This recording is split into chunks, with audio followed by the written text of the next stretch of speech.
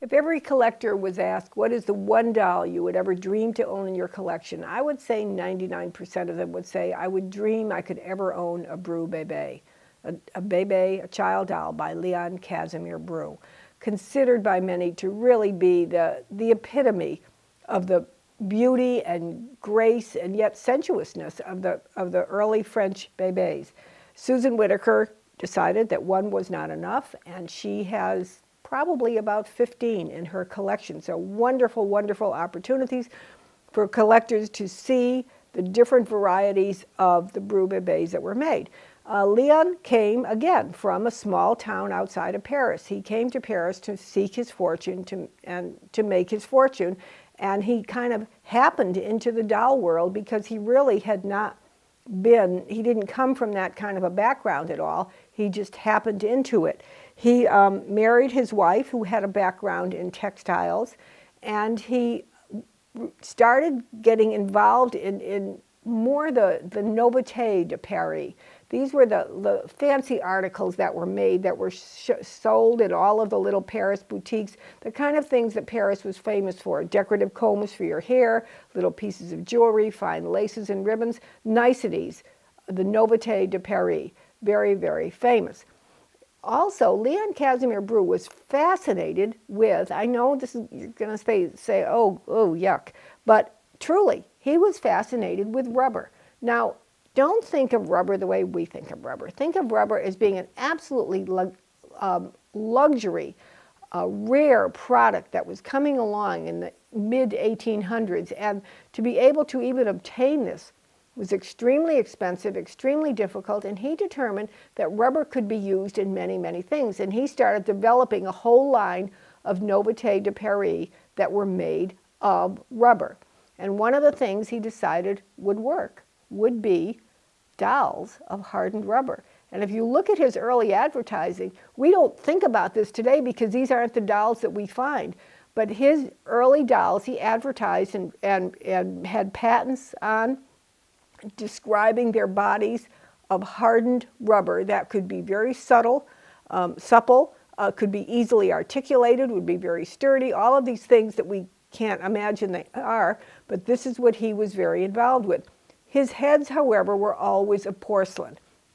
And the heads of the Bru Bebe, even though they were commissioned from other porcelain firms, were a distinctive look that is instantly recognizable to anyone who has seen or knows the Bru Bebe at all. Once you see one, you will always recognize it. There were several variations that were made over the years that were more you could describe as an evolution of the doll, from the very, very soft, gentle Brevet first model to the very latest of the Brujon dolls.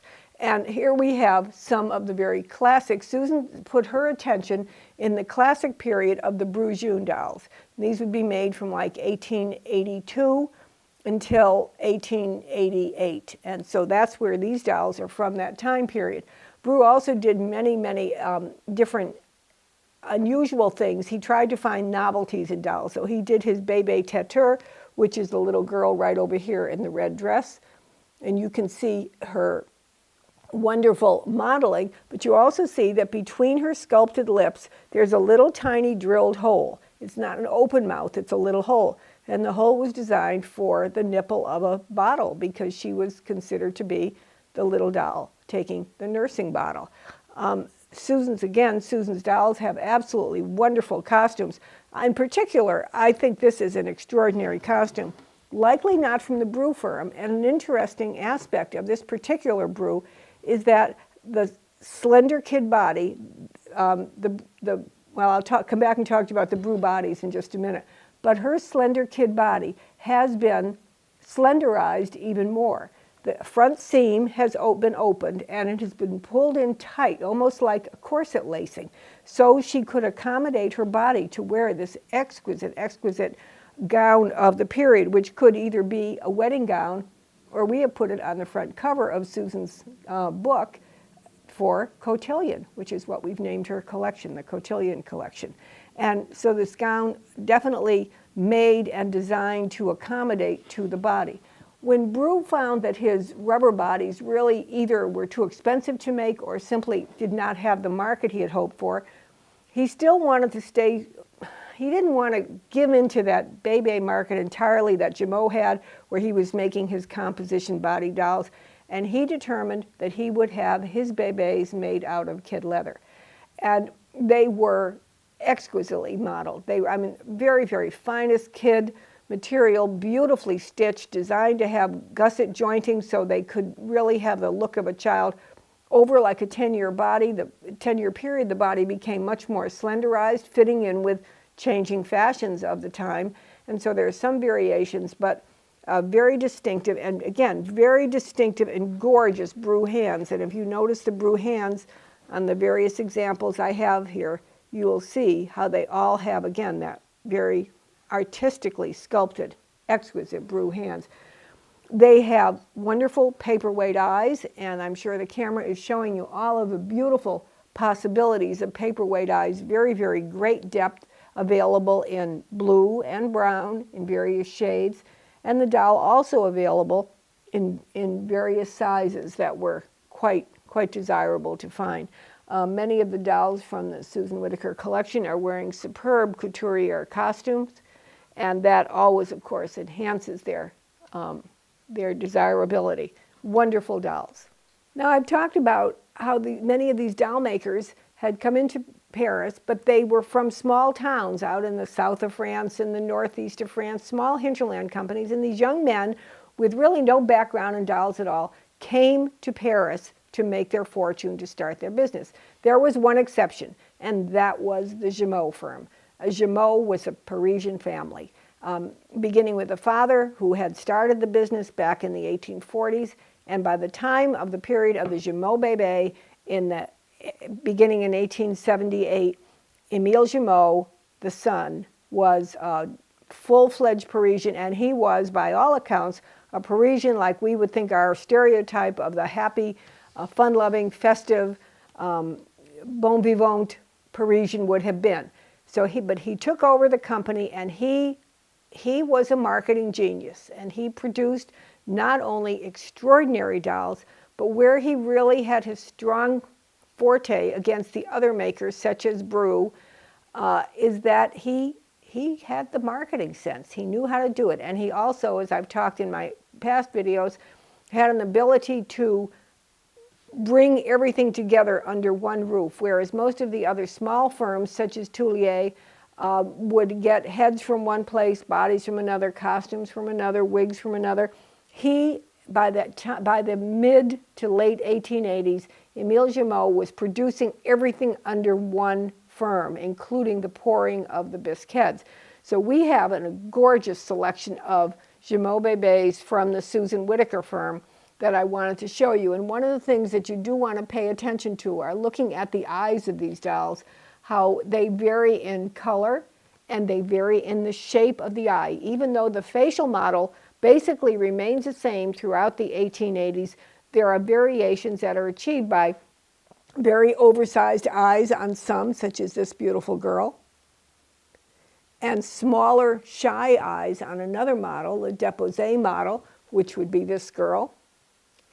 And then some that don't necessarily have larger eyes, but they have the depth of the glass blowing, of the glass work in the eye that gives them such a dramatic expression that it is just hard to imagine. And this would be a very, very good example of that. Just really dramatic eyes, and the little girl in the pink, very, very dramatic eyes. So these are to be desired.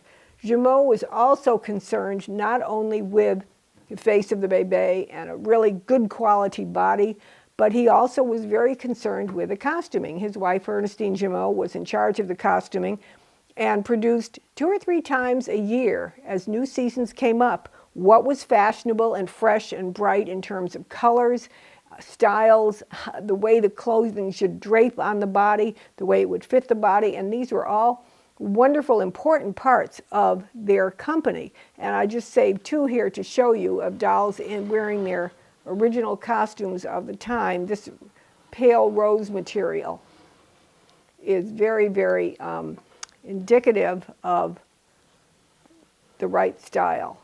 in the right color. Color is just so wonderful when you're able to find this color, but very, very popular at the time. She's even carrying her little dog with the rose ribbon. But the matching bonnet and then her original wig, and so all original that way. And then this superb Gemot Trees. Actually, Susan bought this from us about 10 years ago, and she's kept it beautifully preserved because this girl is also wearing her totally original costume.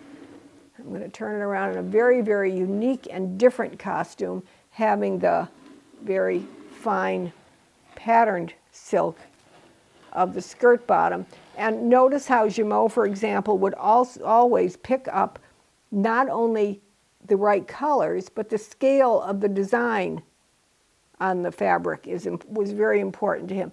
The doll has her beautiful matching bonnet. She has the matching parasol. And she even has her original ivory satin shoes and the Gemot socks. So all of these were very, very important. Gemot wanted to present a full package, and this is why his company was so extremely successful.